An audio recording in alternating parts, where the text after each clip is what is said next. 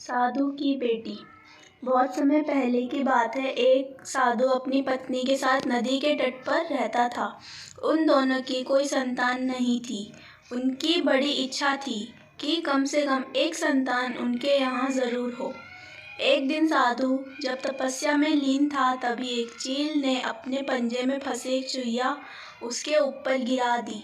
साधु ने उस चूहिया को घर ले जाने का निश्चय किया, लेकिन उससे पहले उसने उसे एक लड़की में बदल दिया। उस लड़की को देखकर साधु की पत्नी ने पूछा, कौन है ये? इसे कहाँ से लाए हो? साधु ने पत्नी को पूरी बात बताई। उसकी पत्नी बहुत प्रसन्न हुई और बोली, तुमने उसे जीवन दिया है, इसलिए तुम ही उसके पिता हुए। इस तरह मैं भी उसकी माँ हुई।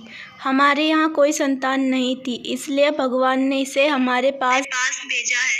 जल्दी। वह 16 साल की हुई तो साधु और उसकी पत्नी ने उसका विवाह निश्चय किया। साधु ने सूर्य देवता का आवाहन किया। जब सूर्य देवता सामने आए तो साधु ने अपनी बेटी से विवाह करने का अनुरोध किया।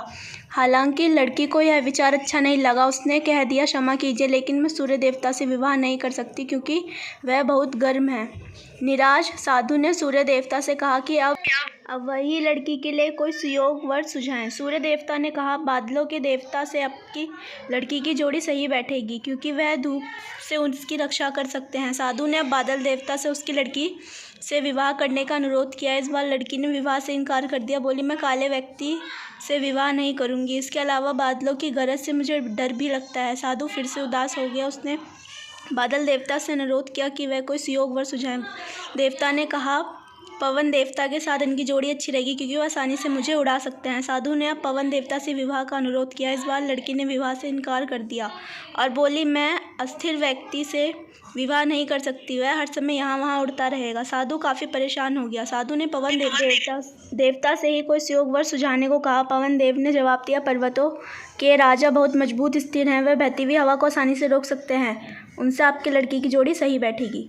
साधु पर्वतराज के पास गया, उनसे लड़की के साथ विवाह का अनुरोध किया। हालांकि इस बार लड़की ने विवाह से इनकार कर दिया। मैं ऐसे व्यक्ति से विवाह नहीं कर सकती जो इतना कठोर और ठंडा हो। लड़की ने साधु से किसी गर्म वर को खोजने को कहा। साधु ने पर्वतराज की सलाह मांगी। पर्वतराज ने जवाब दिया, किसी चूहे के साथ ही आपकी लड़की की जोड़ी सही रहेगी क्योंकि वह नर्म भी है और आसानी से किसी पर्वत में बिल बना सकता है।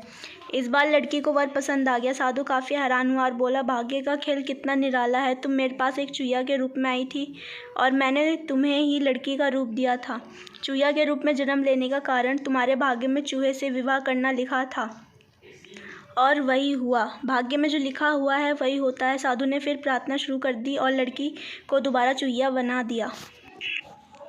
आपको अगर मेरी वीडियो पसंद आ रही है तो प्लीज़ चैनल को सब्सक्राइब और वीडियो को लाइक ज़रूर कर दीजिएगा। बाय।